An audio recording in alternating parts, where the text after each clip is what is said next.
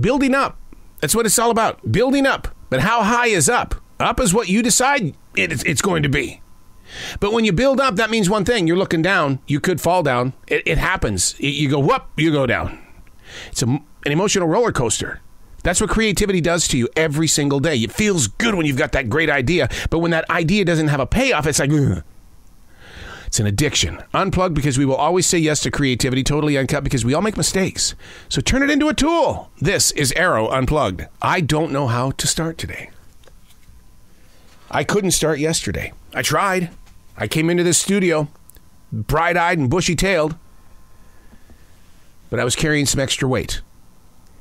And I chose that I wasn't going to be able to deal with it. Because coming into this studio, I get the opportunity to share a conversation, create interviews and things like that to help empower, to help teach, to bring content to people that, are tired of reading magazines. They want the real story. But I had too much weight yesterday. The weight of losing my mother. And I sat here in the studio and I said, you can't act today for your mother. You need to be real today. You need to be present. You need to be just a regular guy who isn't thinking about doing podcasts. You need to give your mom some respect and let her know that you're going to take the time to mourn her loss. But we're together today, right? And I we grow up in a world where we know what's going to happen. You are born and then. But when we hit that then, you sit there and go, wow, 59 years went that fast. That's how long I've been with my mom. 59 years.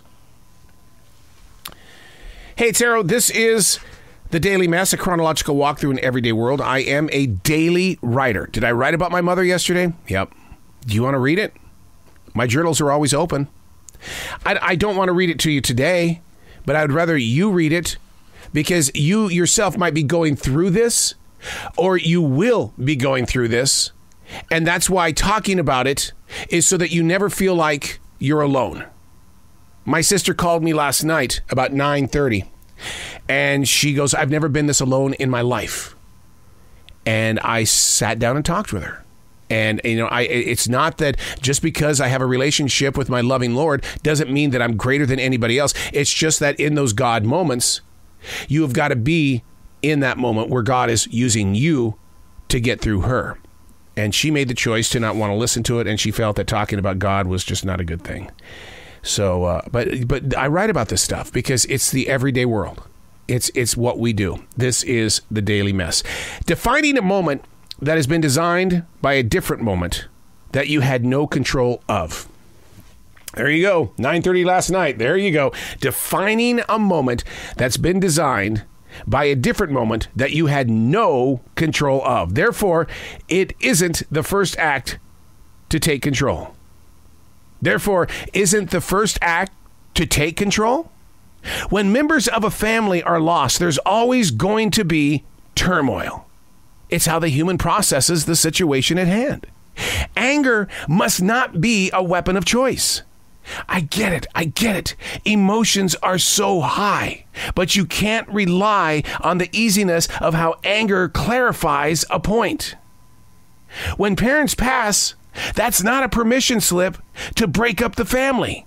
Yet I've seen it so many times outside of my family, and now I'm experiencing it. Trying to find a compassion for the fire starter is a gamble. And for so many other people around me, it's way too heavy for their hearts to make an emotional investment. I don't know if you understand this, but I am always a listener first. That doesn't mean that I sacrifice my voice. Willing is always going to be my way until the sharp shards of thought cut into the still open wounds of that loss. I'm so amazed at how everybody around the world, we want global peace. We want global peace. And yet, so many families have turned their worlds upside down. Dear God in heaven, help me. Help me learn from this. Lord, present for me a path to where we can not only build a brand new beginning, but we can take that beginning and that foundation and lift other people who have been strained and stained by this same situation. Like I said, I have seen this so many times with families outside of my circle. And then to experience it myself. What didn't I learn from those that were around me? I'll tell you what I did learn. Last night at 9:30, I chose to listen. But once again, like it's written here, but that doesn't mean I sacrificed my voice. Those are heavy words. And those that are combating with you are not going to understand that I still have a voice in this situation.